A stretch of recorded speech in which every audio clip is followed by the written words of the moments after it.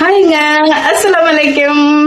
நேத்து நான் first video upload பண்ண இல்லைங்களா, அது கேட்ட உடனே ஒருத்தங்க அம்மா என்னுடைய ஸ்டோரி தான் நீங்க முதல்ல சொல்லணும் அப்படின்னு சொல்லிட்டு வந்து சொன்னாங்க.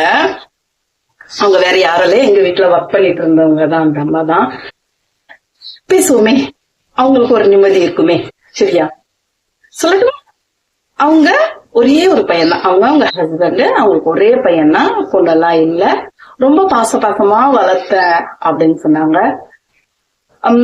ஒரே பையன் அப்படின்றதுனால அளவுக்கு மீறி நல்லா ஒரு புஷ்டியா சாப்பிடறதுக்கெல்லாம் கொடுத்ததுனால ஏஜுக்கு மீறிய வளர்ச்சி ஆயிட்டு இருக்கான் அந்த பையன். படிப்பு சரியா ஏறல, ஆனா ரொம்ப ரொம்ப நல்ல பையன், நானும் பார்த்திருக்கேன். ரொம்ப நல்ல பையன். அப்புறமா அவன் என்ன பண்ணிட்டு அவங்க அப்பா ஒர்க் செய்யற இடத்துக்கு கூப்பிட்டு போயிட்டாங்க. அங்க வேலை செஞ்சோம்னு அது அந்த பருவத்துக்கு முன்னையே வந்து லவ் வந்துருச்சு. அம்மா அப்பா வந்து வேண்டாப்பா, கொஞ்சம் போயிட்டு பண்ணலாம் அப்படின்ற மாதிரி அவங்க யோசனை பண்ணிட்டு இருந்திருக்காங்க. நல்லபடியா பண்ணுவோம் அப்படின்னு சொல்லிட்டு இருந்திருக்காங்க. அதுக்கு முன்னையே அவசரப்பட்டுட்டு கோயிலுக்கு போயிட்டு வரமான்ட்டு போயிட்டு கல்யாணமே முடிச்சுட்டு வந்துட்டான். அவங்க அப்பா கேட்டோன்னு அவருக்கு கொஞ்சம் ரொம்ப ஒரு மாதிரி ஆயிருச்சு. அவரு கொஞ்சம் அப்செட் ஆயிட்டாராம்.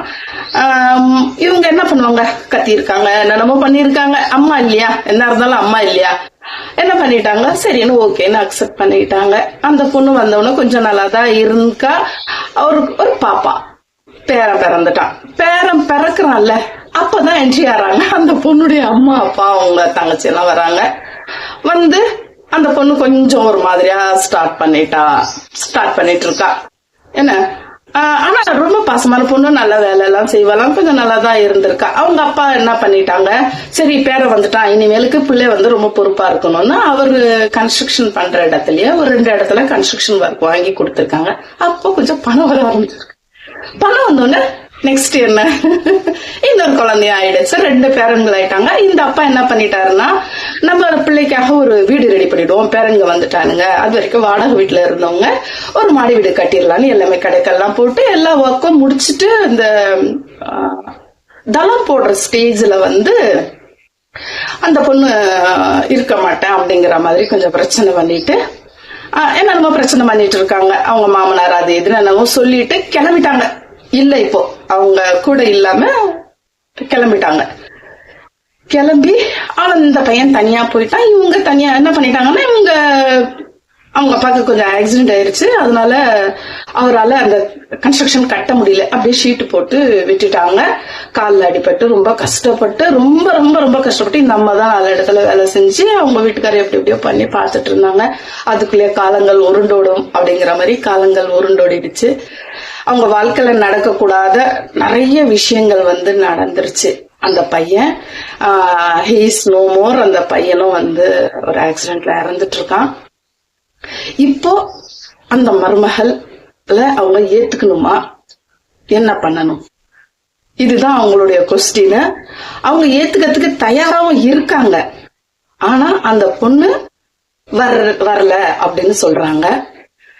இப்போ இவங்க வீட்டுக்காரர் இறந்துட்டாங்க. இந்த அம்மாவுக்கு ஏஜ் ஆயிருச்சு. இவங்களாலையும் வந்து வேலைக்கு போயிட்டு வர்றதுக்கு கஷ்டமா இருக்கு. ஆனா வீடுன்னு இருக்கு, அல்ஹம்துலில்லாஹ் அவங்களுக்கு வீடு இருக்கு. கொஞ்சம் ஓரளவுக்கு கொஞ்சம் நகை வச்சிருக்காங்க, சேர்த்து வச்சிருக்காங்க.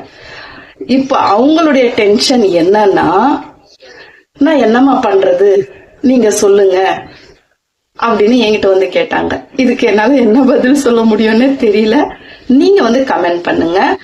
அந்த பிள்ளைகள் அப்படி வந்தாலும் அந்த பாட்டி கிட்ட ஏதாவது பணமோ ஃபீஸோ ஒரு பாத்திரமோ அதுதான் கேட்க வராங்களே தவிர, நீங்க சாப்பிட்டீங்களா, கொண்டீங்களா, நீங்க ஒண்டியா இருக்கீங்களே. அந்த அம்மாவுடைய அம்மாவும் உயிரோட இருக்கிறாங்க, அவங்களையும் பார்த்துக்கிட்டு தான் இந்த அம்மா இருக்காங்க.